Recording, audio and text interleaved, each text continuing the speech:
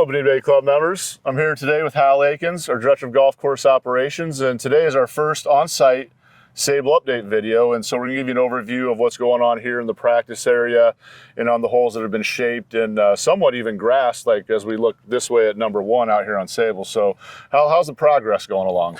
I think it's good. I mean, it's been very good. We're moving along on the golf course. Obviously, the weather. I think this is a good illustration of what the issues have been as far as getting the interior of the range grown in. But all in all, I mean, it's going well. I mean, it's going real well. So we're not going to be able to open up the range like we had planned and hoped. I mean, I guess we hadn't planned, but we were hoping to open it this coming Monday. But that's, we just haven't had the weather for that grass. Although, like you and I were speaking earlier about, it has made some progress over the past week. So yeah, it's moved a little bit, and when we get the drone up, we'll be able to see a lot better the lack of coverage versus what you see when you're on the ground, and it looks a lot fuller than once you get up in the air and when you're really on top of it. It always looks better at that angle. It always changes a lot, doesn't it? Yeah, it sure does. But it'll get there. I mean, next 10 days don't look great, but it'll change sooner or later, right? And yeah. I guess that, before we get into all this, I think I want to touch on this El Nino thing a little bit more, just to update the members since I have the opportunity. But we are right in the middle of it. I think everybody by now can see a pattern in the weather and can understand that, this is obviously not great weather for growing turf. So we're being conservative with the greens. I've had some people ask about, when we're going to be able to speed up the greens, and I want to speed them up just like you do, But right now, I'll be honest with you, I'm just trying to, maintain what I have and not lose turf, because when you go through these kinds of mornings, and we've had so many, it just, the greens just, they don't like this. I mean, just put it, simply, it's just not conducive to good weather or to good grass growth on the greens. But it'll break and it'll change. Nothing's permanent. We all know that. And so when it does, we'll start working on them and getting them speeded up as soon as we can. But right now, we're just trying to, hang in there and, hold on to what we got until the weather changes in our favor. Well, I think that when you go through these weather patterns, I think the last big El Nino we had was in 2016. Yep. And I remember a lot of the other clubs in the area, they actually kind of lost their greens for the entire season because they weren't proactive and they were trying to keep them at their normal December, January speeds. So let's, I think you're doing the right thing by, keeping them full of grass so that when it is time and we do see the break, that then we can get them sped up again. We've lost our share of turf. I mean, you'll see the guys out there patching up some bad spots, and those are spots that we think, when the weather changes, it's going to take way too long for those to recover. So we're just going to go ahead and bite the bullet now and patch them. And the other areas, they may be thin, but when the weather kind of gets, better, we've got them at a point where they should, recover fairly quickly. So that's the strategy right now. I mean, just try to, and we mow them and we roll them, but we're not putting any kind of growth regulator on them right now, because that is really how you make greens fast. Mm-hmm. You slow the growth down, it tightens up the turf, but obviously slowing the growth down right now is probably not a great strategy, right? If they're not moving at all. Yeah. So anyway, let's talk about some good positives that we got going out here at the Naples Club with the Sabal renovation. We're going to take you over some of the holes with the drone.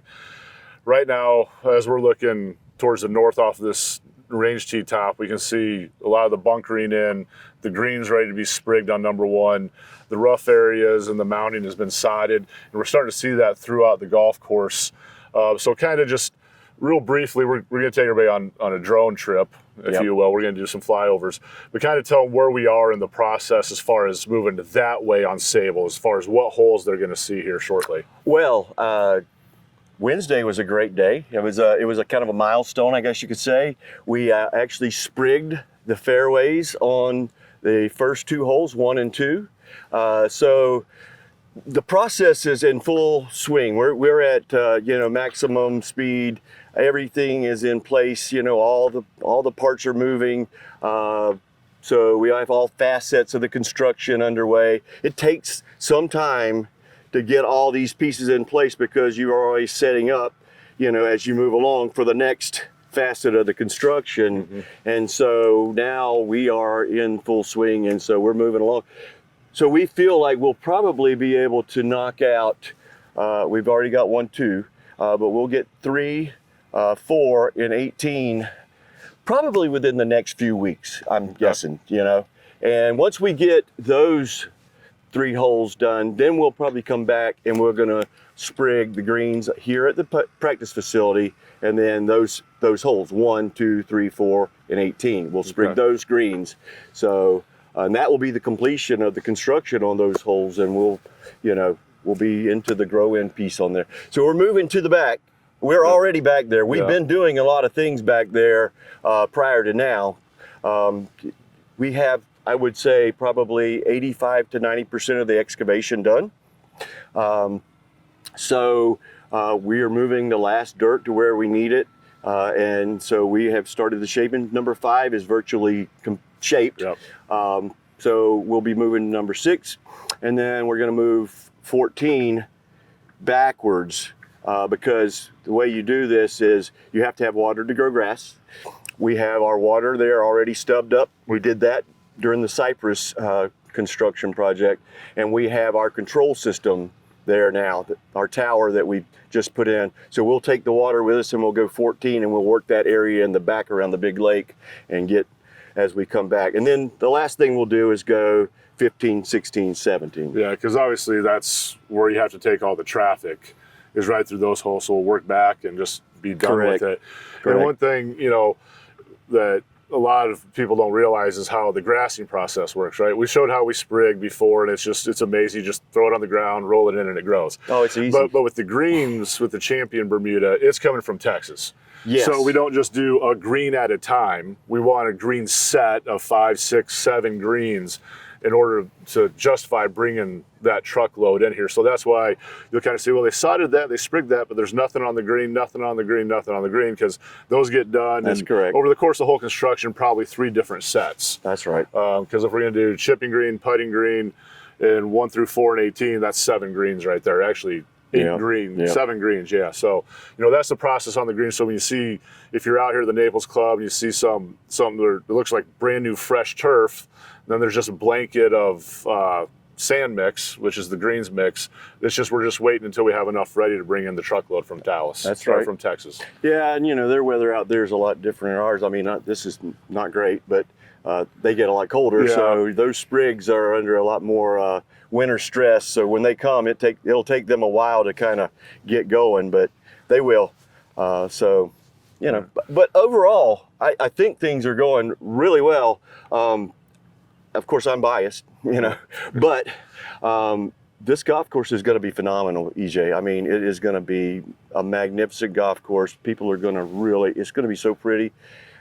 It's just amazing what we've done on these first holes already. And, you know, I'm sure that that's going to carry through to the rest of the holes. And I think people are going to be really, really excited about it when they get out here. Okay. Well, instead of just standing here on the range talking about it, let's take them on some flyovers. Absolutely. All right.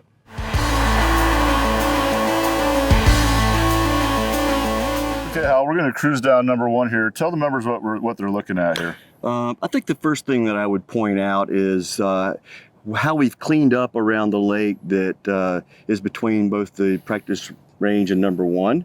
As you can see, it's got turf all the way around it now, and it's much cleaner.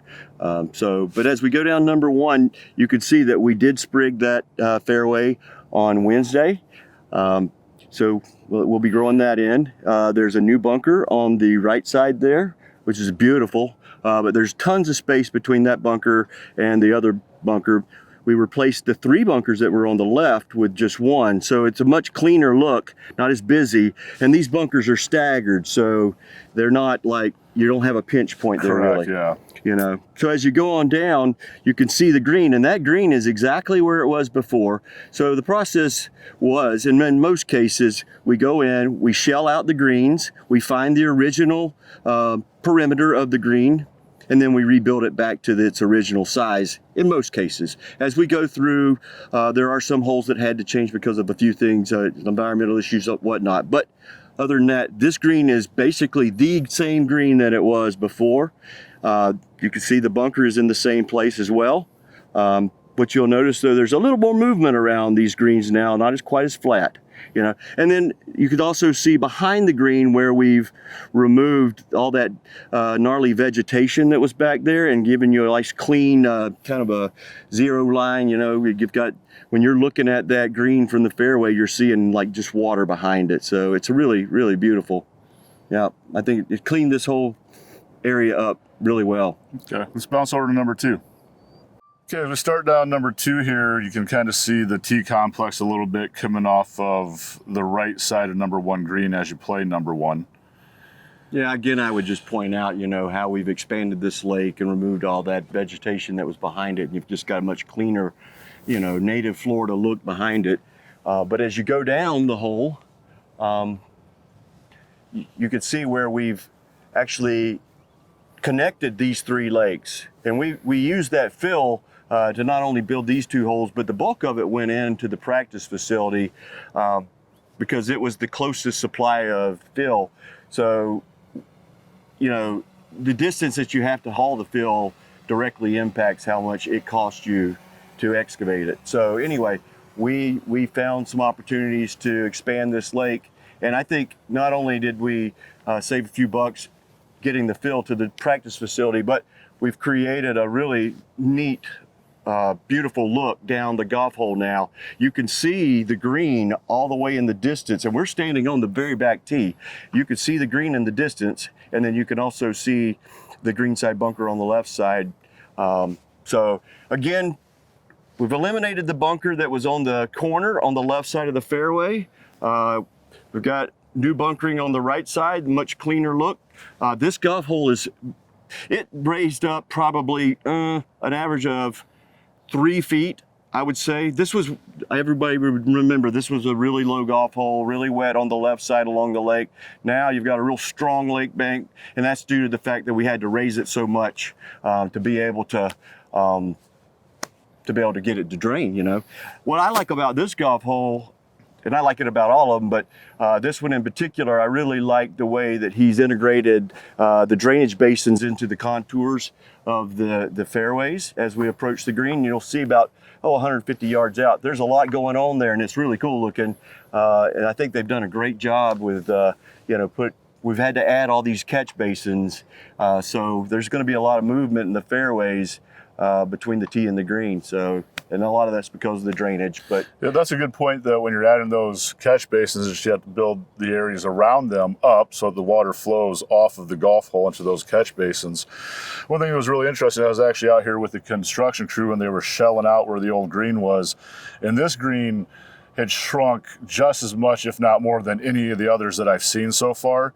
So that green is basically in place, but inherently got larger back to its original design size. So pretty cool. We've talked about that in different construction projects, how the greens shrink over time, and this one had really shrunk down. Well, another thing about this green, before it was pretty low. I mean, we've probably raised it 3 foot, the surface of it.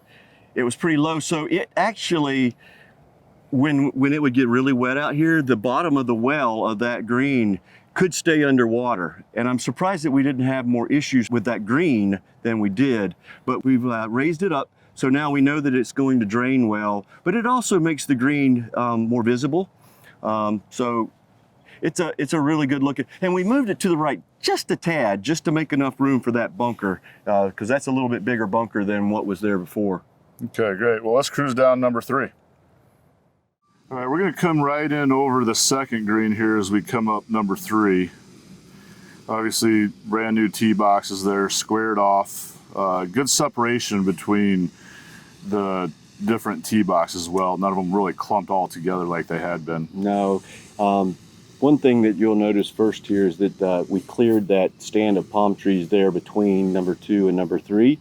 That allowed us to move this number 3, this golf hole, back to the north towards number 2. And I'll tell you why that was important when we get to number 4. But anyway, that actually has cleaned it up.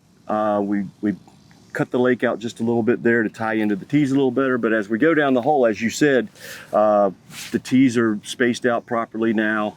They're all oriented to the center of the green. We had a waste area there on the left side before, but that was kind of an ad-lib thing. It's kind of like, what do we do with this area? Okay, let's cut it out and make it waste just so it has some kind of identity. But now you notice that there's a formal waste area shaped in there. So it's shaped into the golf hole, so it makes sense now. And it's got drainage in it. It's got drainage in it as well. So as we come towards the green, you'll notice, maybe you will, maybe you won't. Hopefully you don't, but we actually had to slide this green to the right a little bit. And the reason for that is because it was so tight to the native area here that there was a lot of shade. The slope was so steep that if you hit it off to the left and you kind of went over the green, you were kind of down and into a bunch of junk. So we moved it over, and now we've got a lot of big long slope with a slight swale there on the left side of the hole. And then we also cleared the right side to accommodate that. And now you can also see where we've been able to push it over, and we've got more space to the right of it. The other thing you'll notice is this green, even though it is at the same elevation, it looks higher. And the reason for that is we kind of dished out in front of the green just a little bit. I mean, maybe 1.5 feet or 2 at the most, and then pushed it up. And that way it makes the green look like it's sitting up more. There's more movement on the right side of the green than there was before, because everything kind of came in flat to the green before, if you remember. Mm-hmm. Now, if you don't make the green, it's going to roll back down into the bottom of the swale, which is just right there by the green. So all in all, the green and the hole itself is basically the same golf hole, just much cleaner, better lines, and we should have better turf on this left side because of the elimination of the shade there. Yeah, so that green sits in there. It looks like it hasn't really even moved, even though it did shift right. So once again, same golf hole, same position. The greens just shift a little bit. Probably won't even be noticed unless you hit it left a little bit. You'll actually be able to keep your ball up on some turf. So that's right. All right, let's head over to number 4. Yep.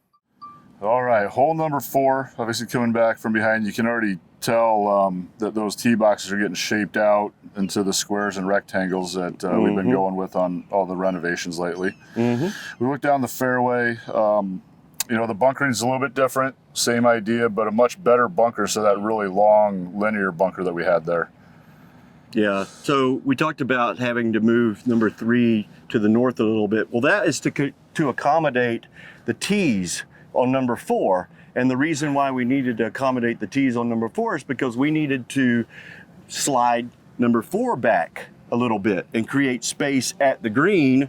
And we'll talk about that when we get down there. But we've slid this golf hole back, and we're actually standing between the championship tee and the 5 tee right now. We just kind of slid everything a little bit just to kind of fit it in here better and give us some better spaces around the greens. So especially number 4. One thing that I think the members will really notice is when you're up by that fairway bunker is that left of the fairway is not nearly as severe of a slope down. Remember, it was always mucky. The ball would get in there. If it didn't stick, it would just kick hard down into the natural area. So now you actually have a lot more playability area out there when you're hitting either a really long drive from the tee you're playing or your second shot. So much more playable from that muck hill we had there. Well, again, this golf hole, it raised up a little bit, not so much in the first half of it, but the second half of it in particular, where it was really bad, we raised that up. But again, we added a lot of catch basins in here to help the drainage. This fairway bunker is much more visible, much prettier. One of the things I failed to mention there on number 1 and number 2 is that, we've incorporated a lot of waste area into the golf course as far as like paths are concerned, instead of having hard asphalt paths. So between 1 and 2 there, we, instead of having an asphalt path that kind of looped up to one green and down number 2, we actually replaced that with a nice waste area that's more playable and aesthetically. I'm trying to zoom in on this. If you look at the left side of this drone picture, you can kind of see a line going between where you can see where the waste areas can go between the natural area. That's right. And the turf. You can see a line that's kind of in there. That's right. Not really easy to see right now in the dirt, but it's visible right now. That's right. That's why I was pointing out what we did on 1, because we got the same thing here on 2, kind of. We're going to utilize a waste area down the left side of the hole to be the cart path, but when you're looking at it from the tee, it just looks like a waste area. It looks like sand and turf, and so it's a much better look, Yeah, so we talked about, or you started talking about how the 4th green, if we remember, how there was just a sharp drop off right behind it and then a cart path. And now, since we shifted the hole towards the north. Kind of zoom in on the area when you get there, EJ, because that is a dramatic difference, no doubt. And this is a green. So 1, 2, 3, those greens basically stayed the same. The contours on them are in the same. They're pretty much in the same place. So number 4 is a little bit different. It had to slide back this way towards us, and so we could create that big space behind it. So you would have to really scull one pretty bad to go through the green and the golf hole and end up in the trees behind there now. And the other complaint about this green was that it just didn't have the depth to it. Correct. So we've corrected that as well. So you can see now that there's a lot of depth, and actually there are several plateaus on this green right here. Bunker's still in the front like it was before. But I think the whole green complex in itself is more receptive, and if you miss the green, you're not in near as much trouble as you were before. Yeah, I'm trying to get up and above this one without making everybody get dizzy. You can see all the room now behind that 4th green in a nice little catch area back there, catchment, if you will, in the tech term that you like to use. So plenty of room back there, right and left, to create a variety of short game options. Yeah, this was kind of a blah golf hole before. I think it's going to be a really gorgeous golf hole. We'll go finish up over on number 18. All right, we're going to start up high, coming in here to 18 from way behind the tee boxes, and you can see, the opposite way in number 4 there on the right as you look at the screen. So we come over, and one thing that, one of the things that is really going into both Cypress and Sabal is the drainage. You can really see how many drain basins are out there as we fly up number 18. It kind of looks like there were landmines or something there, but that's how much drainage is going into the ground here. Well, that's what it takes. And you know what? Even with all that we're going to do, we won't get every spot. I mean, it's just almost impossible to predict every single spot that's going to stay wet. So, but the thing is that what I'm telling folks is that, we have the substructure there to add to the drainage. So if we have wet areas, we can always add to the drainage system, and we can do that in-house. So we can dry up areas very easily compared to before, So as you go, what we didn't see there is between 4 and 18, there is another waste area that's going to serve as the cart path as well. So that's a theme here on this golf course, eliminating the more, not as aesthetically pleasing asphalt paths and putting in these waste areas. You kind of see where it's going to go in kind there, where the equipment is. Kind of. Yeah. And so anyway, as we go this way, we've got a bunker on the right side of the hole. You can see that right there. We're approaching like kind of the approach shot area for this green. And it kind of sits up on a tier, and after you go past this bunker, it kind of rolls down and into another lower plateau, which is similar to what it was before, but it's certainly much more pronounced now.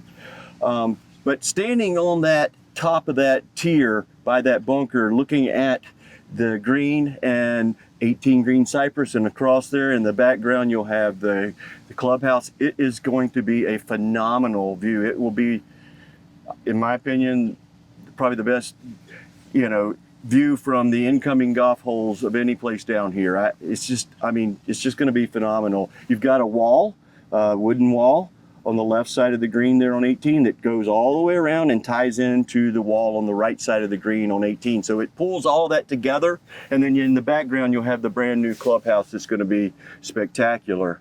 Yeah, right there on the right side of the screen you can see a bunker right there. If you remember, there's 3 or 4 of them kind of perched into a mound right there. That's correct. Just a lot cleaner and a simpler look. Yeah, why don't you talk less penal. Talk about that green complex a little bit. Certainly, that's much different. Not say much, but it's different than what was there before, and so I think it's going to make this a much more challenging finishing hole, but and a certainly prettier finishing hole as well. Yeah, I think for the golfer, you had that left side with kind of the waste material and the palm trees in it. It was kind of junky, and quite frankly, this is probably the easiest par 5 we have on property right now. So it's a great finishing hole. It's exciting. This will bring the water in a little bit more for those that are going for it in 2. But for the average golfer who's going in there with a wedge for their 3rd shot, it shouldn't really present too much more of a challenge. It kind of takes the water out of it a little bit. And if you look at that green shape in that front left bunker, it's very similar to how it was before. It isn't that much different. It's just kind of more over left and no more penal, just because you don't have that big slope in the waste and the palm trees down there. Yeah, and there's a large swale between the back of the green and the right side of the green and the cart path. Yeah. So if you come in there hot, if you're hitting a 3 wood in or whatever, and you're a little low, you might go through the green, but you're going to get caught up in that swell more than likely. So yeah, there's plenty of space back there. Now I don't necessarily want to have to pitch it back out of that swale onto the green, because it's going to be fast. It's going to be trouble. But it always was, though. Yeah, that's right. So once again, the same characteristics, and I'll just kind of pan over here and give the members a little bit of a view on where we are on that clubhouse, since we're coming down number 18. Yeah. So. Yeah, that's then the view from the 18th tee, looking back at the clubhouse and across the whole, landscape, is just spectacular. I mean, just spectacular. You look all the way across Cypress and green and pretty, and I just can't wait to finish number 18, because I think that when we're done, it's going to be a pretty awesome view. Yeah, so there's kind of a view of coming back between the lake, between the 2 18s and the clubhouse in the background there. So great look. Yeah, it's awesome, man. All right. Well, thanks, Hal. We'll go back over to the range and do our closing. You bet. Well, Hal, once again, thanks for coming out and taking time. We hope the members enjoyed this video. Just wanted to give a good update. We thought that we wanted to get something with quite a bit of progress, and that we could actually show you some stuff instead of just standing on the T-top blabbing, which we're really good at. So anyway, once again, Hal, thanks. Appreciate everything you're doing. We all hope this weather breaks. I know members do, you do. I mean, everybody in the whole area hopes the weather breaks, even just the beachgoers. So, as always, if you have any questions, feel free to contact Hal or myself at any time. Thanks, EJ. Take care.